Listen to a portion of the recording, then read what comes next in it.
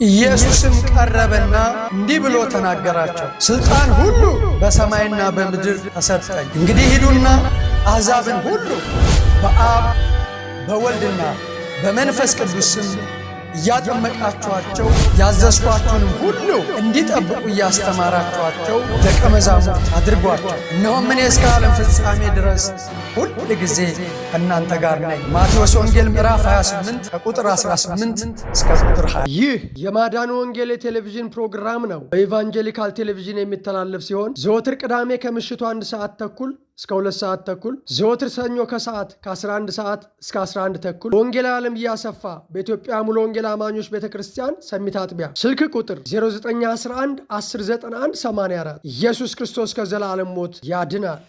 እግዚአብሔርን እጅግ አድርገን እናመሰግናለን ስለነበረን የአምልኮ ጊዜ። ክብር ለኢየሱስ ይሁን። ያገለገሉን በዝማሬ በእውነት ዘመናቸውን እግዚአብሔር ይባርክ። ፍጻሜያቸው እንዲሁ በፊቱ በገና እየደረደሩ ፍጻሜያቸው የሚያምርበትን ዘመን እግዚአብሔር ይስጣቸው። ከባለፈው የቀጠለ ከክፍል 1 ወይም ደግሞ ከአምልኮ በፊት ከነበረው ነገር እንቀጥላለን። እንግዲህ በዘር ጀምረን በዘር ነው የምንጨርሰው። ዘር ማለት ምን ማለት እንደሆነ አየን። ስንት አይነት ዘር አላል? የሚጠፋ ዘርና የማይጠፋ ዘር አለ። የእንስሳ ዘር፣ የአትክልት ዘር፣ የሰው ዘር፣ የአብርሃም ዘር አለ። አሁን የሚፈለገው በክርስቶስ ኢየሱስ የዘር ሐረግ ውስጥ መግባት እንደሆነ፣ ክርስቶስ ኢየሱስን መቀበል እንደሆነ አየን። ወደዚህ ዘር እንዴት ነው የምንገባው ብለን ተነጋገርን። የዘሩ ምንጭ አየን። ዘሩ የእግዚአብሔር ቃል ነው። ሉቃስ 8 ላይ ዘሩ የእግዚአብሔር ቃል ነው እንደሚል፣ ዳግመኛ የተወለዳችሁት ከማይጠፋ ዘር በሕያውና ለዘላለም በሚኖር በእግዚአብሔር ቃል ከማይጠፋ ዘር ነው እንደሚል ቃሉ ሁለት አይነት ዘር እንዳለ በደንብ አየን። ምናልባት የባለፈውን ክፍል ያላያችሁ ሰዎች ማየት ትችላላችሁና የሚጠፋ ዘርና የማይጠፋ ዘር መጽሐፍ ቅዱስ የኔና የናንተ ዘር ይጠፋል፣ ወደማይጠፋው ዘር ግቡ፣ ሰማያዊ ዘር፣ የሴቲቱ ዘር፣ የዳዊት ዘር ብለን ያ ዘር ማን እንደሆነ ኢየሱስ ክርስቶስ እንደሆነ በደንብ አየን። አሁን ወደ ሰው ተግባር ነው የምናየው። የእግዚአብሔር ቃል እንደሆነ ራእይ 19:13 ላይ አንድ እንኳን የማያውቀው ስም ኢየሱስ ክርስቶስ እንዳለው፣ የኢየሱስ ክርስቶስ ሌላኛው ቃል የእግዚአብሔር ቃል ተብሎ እንደሚጠራ፣ ቃል መጽሐፍ ቅዱስ ብሉይ ኪዳንና አዲስ ቃል የእግዚአብሔር ቃል የኢየሱስ ክርስቶስ ሌላኛ ስሙ እንደሆነ አየን። ስለዚህ ይህ ቃል ኢየሱስ ክርስቶስ ነው። ይህ ዘር ኢየሱስ ክርስቶስ ነው ብለናል።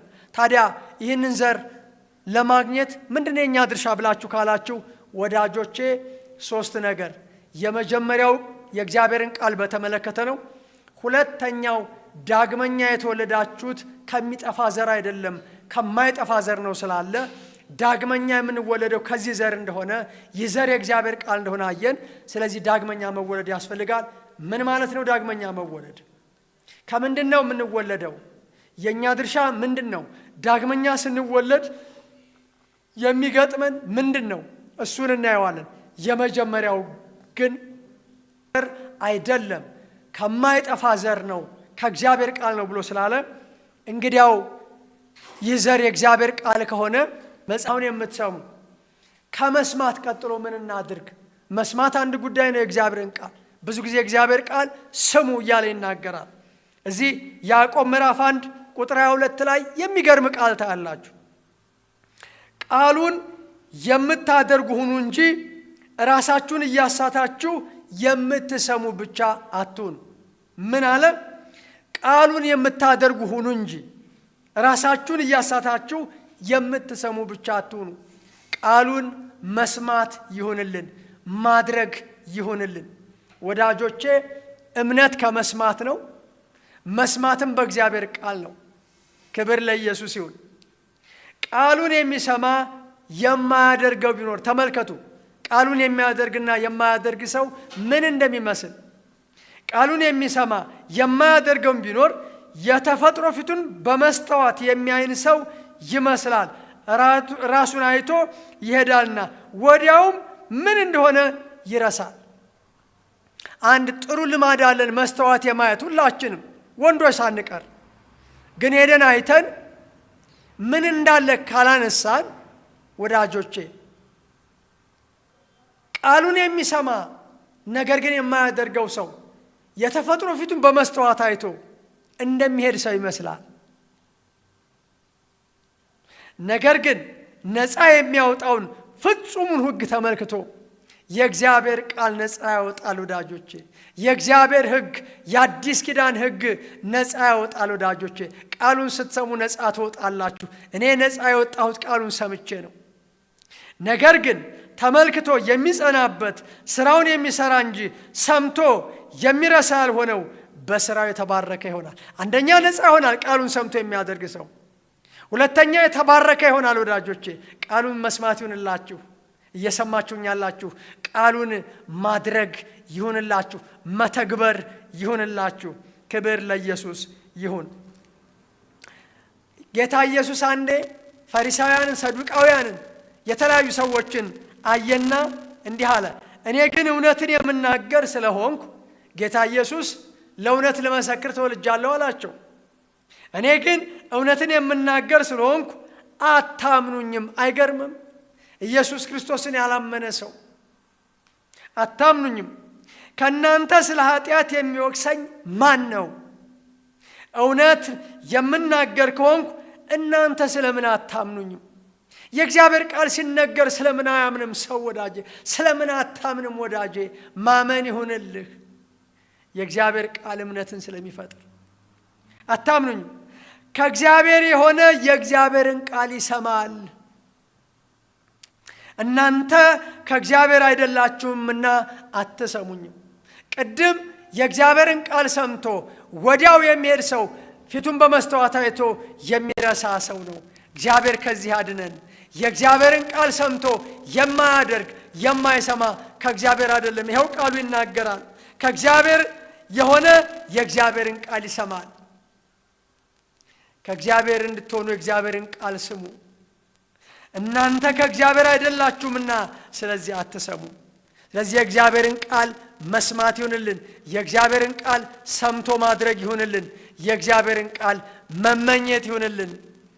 አንደኛ ጴጥሮስ ምዕራፍ 2 ከ1 እስከ 3 እንዲህ ይላል፣ እንግዲህ ክፋትን ሁሉ ተንኮልንም ሁሉ ግብዝነትንም ቅናትንም ሐሜትንም ሁሉ አስወግዳችሁ ጌታ ቸር መሆኑን ቀምሳችሁ እንደሆነ፣ ጌታ ቸር ነው ወዳጆቼ፣ ቀምሳችሁ እንደሆነ ለመዳን በእርሱ እንድታድጉ አሁን እንደተወለዱ ሕፃናት ተንኮል የሌለበትን የቃሉን ወተት ተመኙ። ክብር ለእግዚአብሔር ይሁን። አሁን ለመዳን ወዳጆቼ ሰው ቀምሳችሁ እንደሆነ፣ ጌታ ቸር ነው ወዳጆቼ፣ ቀምሳችሁ እንደሆነ ለመዳን በእርሱ እንድታድጉ አሁን እንደተወለዱ ሕፃናት ተንኮል የሌለበትን የቃሉን ወተት ተመኙ። ክብር ለእግዚአብሔር ይሁን። አሁን ለመዳን ወዳጆቼ ሰው የሚድነው የእግዚአብሔር ቃል ሰምቶ ነው። ሰው እንደገና የሚወለደው ከእግዚአብሔር ቃል ዘር ነው።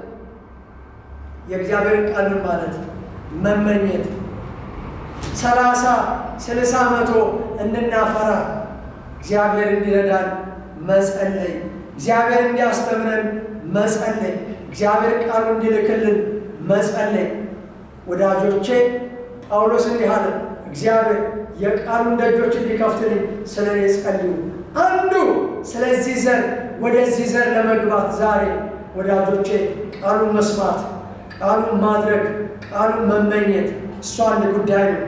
የቃሉን ደጆች እግዚአብሔር እንዲከፍትልን ደግሞ መጸለይ ነው። የቃሉን ደጆች እንዲከፍትልን ስለ እኔ ጸልዩዋል።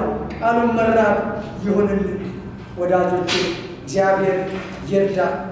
ሌላኛው ሁለተኛው የሰው ድርሻ ዘሩን በተመለከተ ወደዚህ ዘር ለመግባት ከዚህ ዘር ለመወለድ እንደገና ዳግመኛ መወለድ። ዳግመኛ ማለት ምን ማለት ነው?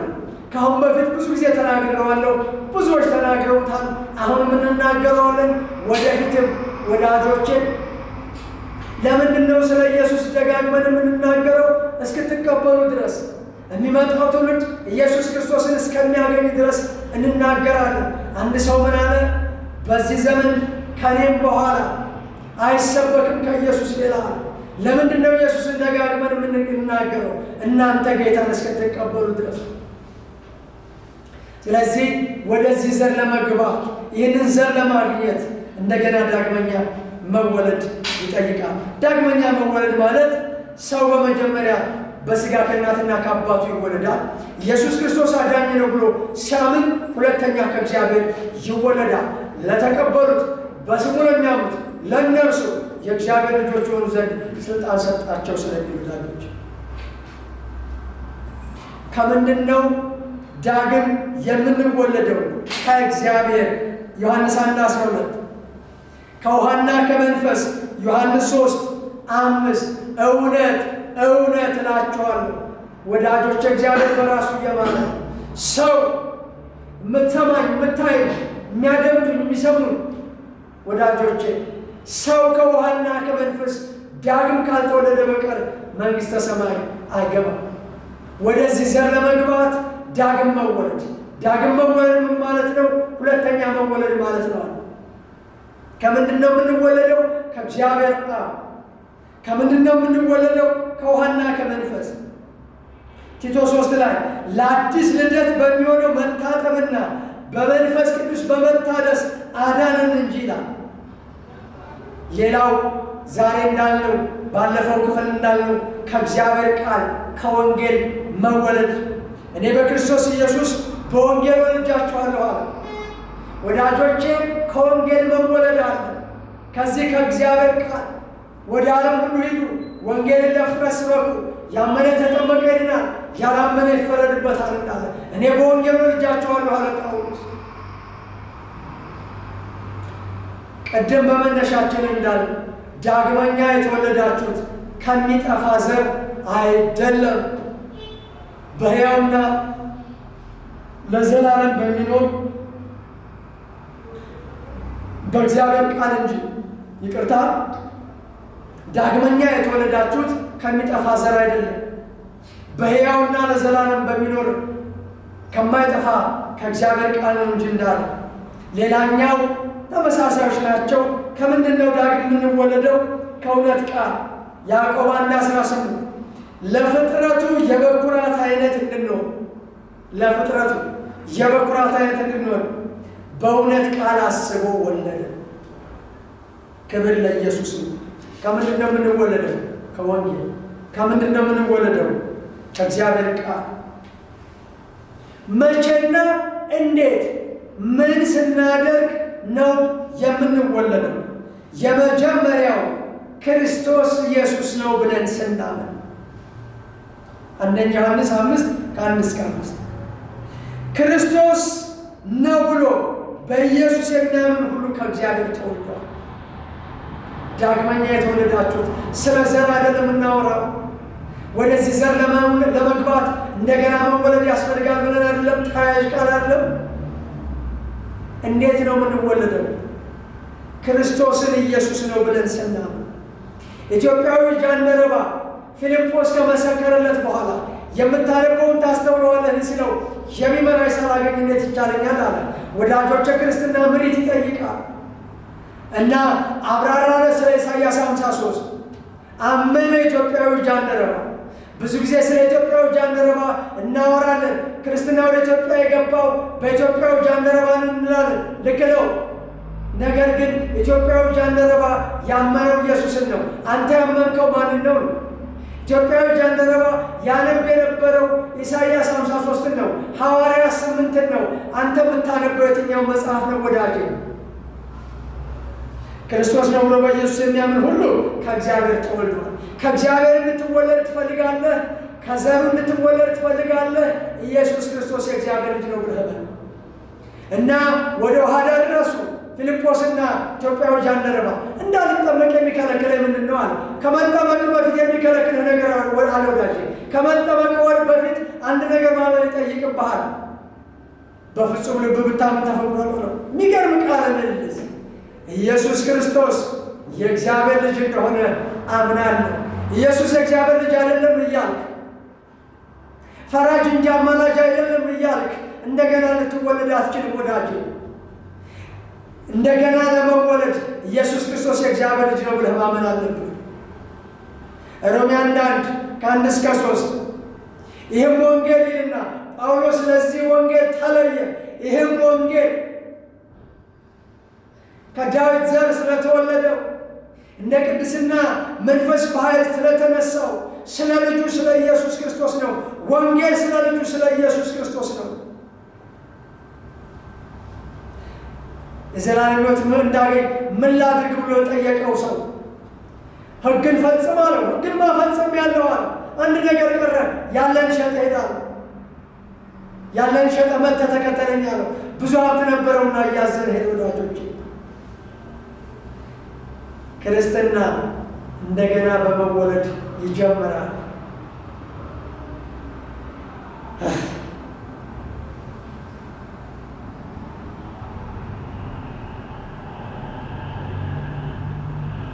የመጀመሪያው ክርስቶስን ኢየሱስ ነው ብሎ ማመን ይጠይቃል።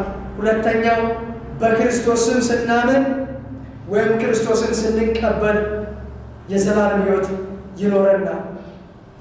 ሌላኛው ለምንድን ነው ዳግመኛ የምንወለደው? ዳግመኛ መወለድ ማለት ምን ማለት ነው? ከምንድን ነው የምንወለደው?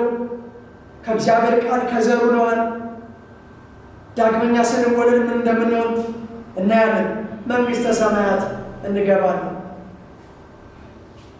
እውነት እውነት እልሃለሁ ሰው ከውሃና ከመንፈስ ካልተወለደ በቀር መንግሥተ ሰማይ አይገባም።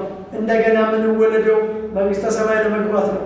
ባለፈው ክፍል መንግሥተ ሰማይ ማለት ምን ማለት እንደሆነ፣ የመንግሥተ ሰማይ ባህሪ ምን እንደሆነ፣ መንግሥተ ሰማይ ምን እንዳለ፣ መንግሥተ ሰማይ ለመግባት የሰው ድርሻ ምን እንደሆነ ተነጋግረናል። መንግሥተ ሰማይ እንገባለን ወዳጆቼ። ኢየሱስ ክርስቶስ ከሙታን በመነሳቱ ለሕያው ተስፋ ለማይጠፋ እድፈትም ለሌለበት ለማያልፍም ርስት ሁለተኛ ይወለደናል። ሰው ዳግመኛ ሲወለድ ምን ይሆናል? መንግሥተ ሰማይ ይገባል። ለሕያው ተስፋ ለማይጠፋ እድፈት ለሌለበት ለማያልፍ ርስት ብቁ ይሆናል። ወዳጆች ያዕቆብ 1:18 ለፍጥረቱ የበኩራት አይነት እንድንሆን በእውነት ቃል አስቦ ወለደን። ለፍጥረቱ የበኩራት አይነት እንሆናለን። ወዳጆቼ እንደገና ስንወለድ ዓለምን እናሸንፋለን። ከእግዚአብሔር የተወለደ ሁሉ ዓለምን ያሸንፋልና ክብር ለኢየሱስ ነው። ሰው እንደገና ሲወለድ ከእግዚአብሔር እንደገና ሲወለድ መንግሥተ ሰማይ ይገባል። ሕያው ተስፋ ይኖረዋል። የማይጠፋ ተስፋ እድፈት የሌለበት ወዳጆቼ ይኖረዋል። ለፍጥረቱ የበኩራት አይነት ይሆናል። ዓለምን ያሸንፋል። ከእግዚአብሔር የተወለደ ሁሉ ዓለምን ያሸንፋል። ዓለሙንም የሚያሸንፈው እምነታችን ነው። ኢየሱስም የእግዚአብሔር ልጅ እንደሆነ ከሚያምን በቀር ዓለምን የሚያሸንፍ ማን ነው? ዓለም እንድታሸንፍ ትፈልጋለህ ወዳጅ? ክርስቶስ የእግዚአብሔር ልጅ ነው ብለህ በል። ክብር ለኢየሱስ ይሁን። ሌላኛው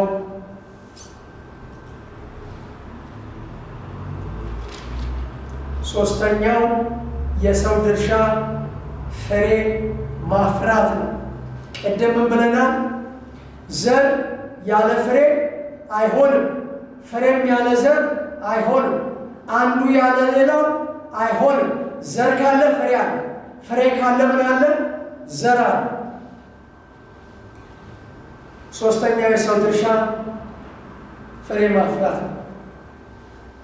ፍሬ ማለት ዘር ማለት ምን ማለት እንደሆነ የፍሬ መገኛ ነው ብለን እንደተረጎምን ሁሉም ፍሬ ማለትም ከእድገት በኋላ የሚገኝ ለዘርነት፣ ለምግብነት፣ ለሌላ ጥቅም የሚሆን ከዛፍ የሚገኝ ፍሬ ነው። ፍሬ መታወቂያ ነው። ፍሬ ምልክት ነው። ብዙ ጊዜ ሰዎች የበግ ለምድ ለብሰው ይመጣሉ፣ አትስሟቸው ይላሉ። ቃሉ ደግሞ ስሙ ነው የሚለው። ፈትኑ መልካምን ያዙ ነው የሚለው ወዳጆች። እና የበግ ደም ለምድ ለብሰው ይመጣሉ ይላል መጽሐፍ ቅዱስ። ግን ይላል በፍሬያቸው ታውቋቸዋላችሁ። ወዳጄ የበግ ለምድ ለብስ ስላልክ አይደለም። ብዙ እንደሚሉት አስቀድሞ መናፍቅ ያለ እውነተኛ አይደለም እንደተባለ ወዳጄ መታወቅ ያለው አማኝ መታወቅ ያለው አላማኝ መታወቅ ያለው በፍሬያቸው ታውቋቸዋላችሁ። ፍሬ አንዱ የመንፈስ ቅዱስ ውጤት ነው ወዳጆቼ። እናየዋለን ስለ ፍሬ ስናይ ድንቅ ትምህርት ነው። ፍሬ ራሱን የቻለ ትምህርት ነው። በፍሬያቸው ታውቋቸዋላችሁ።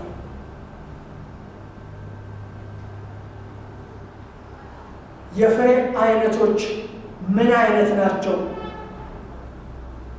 የመንፈስ ቅዱስ ፍሬ ፍቅር፣ ጌታ ይርዳ። ከሽምደዳ ያለፈ ከቃል ያለፈ ይህንን ሰው ይርዳ ወዳጆቼ። ፍቅር፣ ደስታ፣ ሰላም፣ ትዕግስት፣ ቸርነት፣ በጎነት፣ የዋሃት፣ እምነት፣ ራስን መግዛት፣ እነዚህ የመንፈስ ቅዱስ ፍሬዎች ናቸው። እያንዳንዳቸው ረጅም ሰዓት ይወስዳሉ። መውሰድ ብቻ አይደለም፣ ጸሎት ያስፈልጋል። በሕይወቴ ዘመን የምጸልየው ለመንፈስ ቅዱስ ፍሬ ነው። ፍሬ ከዛፍ የሚገኝ ነው። ፍሬ በቆይታ የሚገኝ ነው። የውስጥ ባርኮት፣ የውጭ ባርኮት እያሉ ይሏቸዋል ወዳጆቼ። ለእኛ ለሌላው ለእግዚአብሔር ብለው ይከፋፍሏቸዋል። እዛ ውስጥ አልገባም። ከዘር ጋር ስለተገናኘ ፍሬ ነው የማወራው።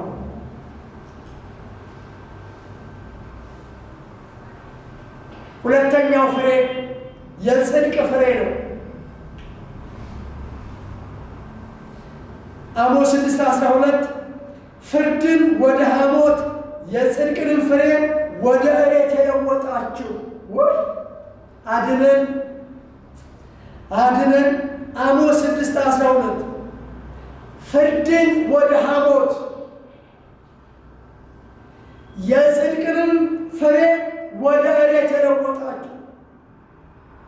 የጽድቅ ፍሬ ልትፈርዱ ሲገባ፣ በጽድቅ ልትፈርዱ ሲገባ ፍርድን ያጣመማችሁ፣ ፍርድን ወደ እሬት የለወጣችሁ ወዮላችሁ። አሁን የስብከት ርዕስ አይደለም እንጂ መጽሐፍ ቅዱስ ላይ ወዮላችሁ የሚል ስብከት አለ። የመጀመሪያው ወዮ ለራሴ ነው። ወዮ ለእኔ ነው የምለው ወዳጄ። ወዮ ወዮ። እድል ግን አለ። አንዳንድ ጠማማ ሰባኪዎች ምንም ወዮ የሚያሰኝ ነገር የለም ይላሉ። እግዚአብሔር ይርዳችሁ እናንተንም። ለእናንተም ወዮ። መጽሐፍ ቅዱስ ነው ወዮ የሚለው። ሰርች አድርገህ ፈልገው ወዳጄ። ወዮ የሚያሰኝ ምንድን ነው ብለህ ይኸው። የጽድቅ ፍሬ ፊልጵስዩስ 1:9 ለእግዚአብሔር ክብርና ምስጋና ከኢየሱስ ክርስቶስ የሚገኝ የጽድቅ ፍሬ ሞልቶባችሁ። የጽድቅ ፍሬ የሚገኘው ከኢየሱስ ክርስቶስ ነው።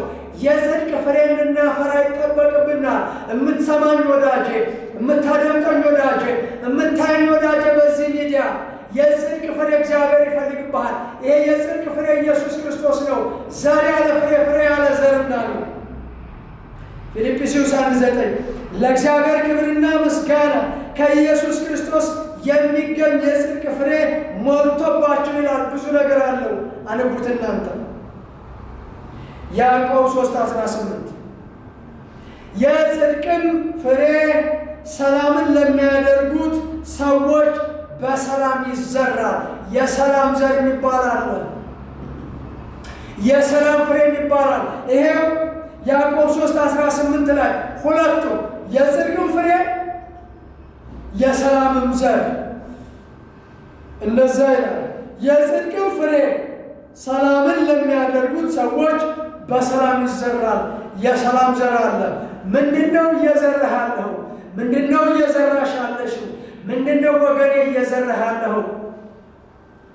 በኋላ መጣበታለሁ። የመዝራትና የማጨድ ሕግ አለ። አድነን። የመንፈስ ቅዱስ ፍሬ ያልኳቸው የፍሬ አይነት የጽድቅ ፍሬ አንደኛ፣ ሁለተኛ፣ ሶስተኛ ለማለት አይደለም። እንድንጸልይ ነው። በኋላ እንጸልያለን፣ አሁንም እንጸልያለን። የመንፈስ ፍሬ በዚህ ሰው እንዲታይ ችግር ያንዱ እሱ ስለሆነ የጽድቅ ፍሬ ሌላኛው ስለሆነ አሁን እየሰበክን ያለነው ዘመናችንን ወንጌል የምንሰብከው ለጽድቅ ፍሬ ስለሆነ የሰላም ፍሬ ሶስተኛ የሰላም ፍሬ ነው። ዕብራውያን 12:11 ላይ ቅጣት ሁሉ ለጊዜው የሚያሳዝን እንጂ ደስ የሚያሰኝ አይመስል። ቅጣት አለ፣ ለመልካም ይቀጣል እግዚአብሔር። እግዚአብሔር በባህሪው መልካምና መልካም ብቻ ነው። ምንም ጥያቄ የለውም። በባህሪው እግዚአብሔር መልካም ብቻ ነው። ነገር ግን ስናጠፋ ለጥቅማችን ይቀጣናል። ቅጣት ሁሉ ለጊዜ የሚያሳዝን እንጂ ደስ የሚያሰኝ አይመስልም። ዳሩ ግን በኋላ ለለመዱት የሰላምን ፍሬ እርሱም ጽድቅን ያፈራላቸዋል። የጽድቅ ፍሬ የሚባል ነገር አለ፣ ከክርስቶስ ኢየሱስ የሚገኝ ወዳጄ፣ ከቅጣት የሚገኝ የሰላምን ፍሬ እርሱም ጽድቅን ያፈራላቸዋል ይላል።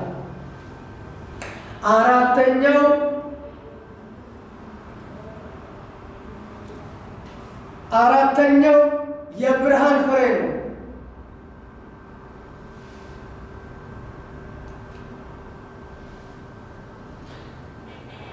አራተኛው የብርሃን ፍሬ ነው። አንደኛው የፍሬ አይነት የመንፈስ ቅዱስ ፍሬ ነው። ፍቅር፣ ደስታ፣ ሰላም፣ ትዕግስት፣ ቸርነት፣ በጎነት አለ። ሁለተኛው የጽድቅ ፍሬ ነው። ሶስተኛው የሰላም ፍሬ ነው። አራተኛው የብርሃን ፍሬ ነው። እግዚአብሔር ከኛ የሚፈልጋቸው ማለት ነው። ኤፌሶን 5:8 እንግዲህ ከእነርሱ ጋር ተካፋዮች አትሁኑ፣ ቀድሞ ጨለማ ነበራችሁና። አየህ፣ ክርስትና ቀድሞና አሁን ነው የሚለው እንጂ አድራሻ ጉዳይ የቀበሌ ለውጥ አይደለም ወዳጄ። ቀድሞ ጨለማ ነበራችሁና አሁን ግን በጌታ ብርሃን ናችሁ። የብርሃኑ ፍሬ ይላል። የምን ፍሬ? የብርሃኑ ፍሬ በበጎነትና በጽድቅ በእውነትም ሁሉ ነውና። የብርሃኑ ፍሬ ብርሃን ፍሬ አለው። ኢየሱስ ክርስቶስ እኔ የዓለም ብርሃን ነኝ፣ የሚከተለኝ ብርሃን ይሆንለታል እንዳለ የብርሃኑ ፍሬ የፍሬ አይነቶች። አምስተኛው የበጎ ሥራ ፍሬ ነው። ቆላስይስ 1:10 ስለዚህ እኛ ደግሞ ይህንን ከሰማንበት ቀን ጀምረን የፈቃዱ እውቀት መንፈሳዊ ጥበብንና አእምሮን ሁሉ እንዲሞላባችሁ እየለመንን ስለ እናንተ ጸሎትን አልተውንም። በበጎ ሥራ ሁሉ ፍሬ እያፈራችሁ በእግዚአብሔር እውቀት ደግሞ በጎ ፍሬ በበጎ ሥራ ሁሉ ፍሬ እያፈራችሁ በእግዚአብሔር እውቀት እያደጋችሁ ከደስታም ጋር በሁሉ ለመጽናት ለመታገስ እንደ ክብሩ ጉልበት መጠን በኃይል ሁሉ እየበረታችሁ ሰላም የበጎ ሥራ ፍሬ በጎ ፍሬ ያዕቆብ 3:17 ላይኛይቱ ጥበብ ግን በመጀመሪያ ንጽሕት ናት፣ በኋላም ታራቂ፣ ገር፣ እሽባይ፣ ምሕረትና ኢየሱስም ቀረበና እንዲህ ብሎ ተናገራቸው፣ ሥልጣን ሁሉ በሰማይና በምድር ተሰጠኝ። እንግዲህ ሂዱና አሕዛብን ሁሉ በአብ በወልድና በመንፈስ ቅዱስ ስም እያጠመቃችኋቸው ያዘዝኳችሁንም ሁሉ እንዲጠብቁ እያስተማራችኋቸው ደቀ መዛሙርት አድርጓቸው። እነሆም እኔ እስከ ዓለም ፍጻሜ ድረስ ሁል ጊዜ ከእናንተ ጋር ነኝ። ማቴዎስ ወንጌል ምዕራፍ 28 ከቁጥር 18 እስከ ቁጥር 20። ይህ የማዳን ወንጌል የቴሌቪዥን ፕሮግራም ነው። በኢቫንጀሊካል ቴሌቪዥን የሚተላለፍ ሲሆን ዘወትር ቅዳሜ ከምሽቱ 1 ሰዓት ተኩል እስከ 2 ሰዓት ተኩል፣ ዘወትር ሰኞ ከሰዓት ከ11 ሰዓት እስከ 11 ተኩል ወንጌላዊ ዓለም እያሰፋ በኢትዮጵያ ሙሉ ወንጌል አማኞች ቤተ ክርስቲያን ሰሚት አጥቢያ። ስልክ ቁጥር 0911 1091 84። ኢየሱስ ክርስቶስ ከዘላለም ሞት ያድናል።